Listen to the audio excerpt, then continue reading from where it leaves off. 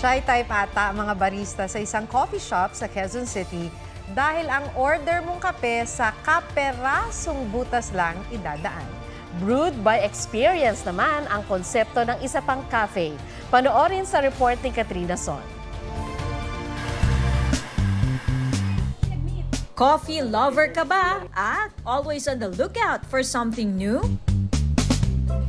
Subukan ang literal na hole-in-the-wall coffee shop na ito sa Quezon City. Akala mo butas lang sa dingding, pero sadya iyan at dyan ka makaka-order. Number 32, 30 matcha. At kapag okay ng order mo, dito rin nila iaabot sa butas na ito. Very new yung ganito, no? May butas lang na lalabas dun yung drink. It's a very unique experience po. Kasi may mga tao dito sa atin na very introverted and they don't have this special place na makatry ng coffee in a very private sort of setting.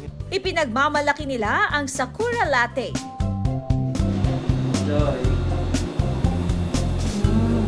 Very yummy. Ang sarap. Dapat niyong itry.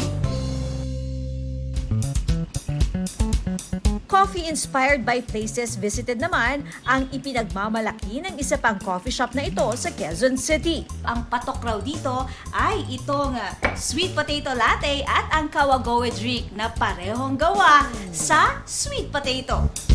Gusto namin na quirky yung drink, creative, so hindi nagsasawa yung tao. Very unique, especially yung kamote latte. Parang nagulat ako. Sabi ko, parang makakaiba yung mga to. Sabi ko, okay. Katrina Son, nagbabalita para sa GMA Integrated News. Huwag magpahuli sa mga balitang dapat ninyong malaman. Mag-subscribe sa GMA Integrated News sa YouTube. Sa mga kapuso abroad, subaybayan nyo kami sa GMA Pinoy TV at sa www.gmanews.tv.